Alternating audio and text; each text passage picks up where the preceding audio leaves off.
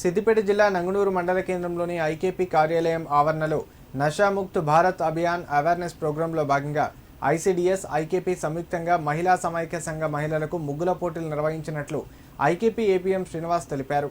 Drugs రహిత సమాజ నిర్మాణంలో భాగంగా జిల్లా కలెక్టర్ డిఆర్డీఓ ఆదేశాల మేరకు ఎస్ఎస్జీ మహిళా సంఘం మహిళలకు ముగ్గుల పోటీలు చేపట్టడం జరిగిందని అన్నారు.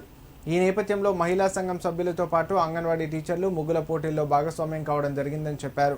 మహిళలు చాలా చక్కగా ముగ్గులు వేశారని ప్రశంసించారు.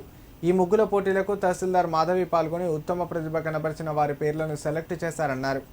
సెలెక్ట్ చేసిన ముగ్గురు పేర్లను జిల్లాకు పంపడం జరుగుతుందని తెలిపారు.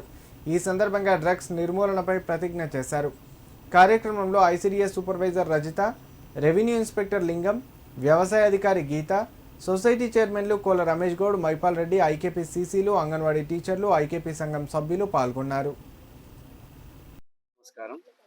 గౌరవ డిఆర్డీఓ గారు మరియు కలెక్టర్ గారి ఆదేశాల ప్రకారం నషాముక్త భారత్ అభియాన్ ప్రోగ్రాంలో భాగంగా drugs free India and drugs free Telangana రెండు ప్రభుత్వాలు కృషి చేస్తున్న దానిలో భాగంగా ఈరోజు ఎస్ఎస్జీ సంఘ సభ్యులకు మహిళలకు ముగ్గుల పోటీలు నిర్వహించాలని నిన్న చెప్పడం జరిగింది. దానిలో భాగంగా నంగునూరు మండలంలోని మహిళా సంఘ సభ్యులందరికీ మా మండల సమాఖ్య కార్యాలయంలో ముగ్గుల పోటీలు నిర్వహించినాం. ఇందులో ఫస్ట్, సెకండ్, థర్డ్ ప్రైజ్ కూడా నిర్ణయం చేసి జిల్లాకు పంపాల్సిన అవసరం ఉంది. దానికి గాను ఎంఆర్ఓ గారు మరియు పిఎస్సిఎస్ చైర్మన్లు, తర్వాత ఏఓ గారు, తర్వాత మన అంగన్వాడీ సూపర్వైజర్ మేడము, మా స్టాఫ్ అందరం కలిసి వాళ్ళు డిసైడ్ చేసిన పేర్లను మేము డ్రగ్స్ రహిత సమాజం కోసం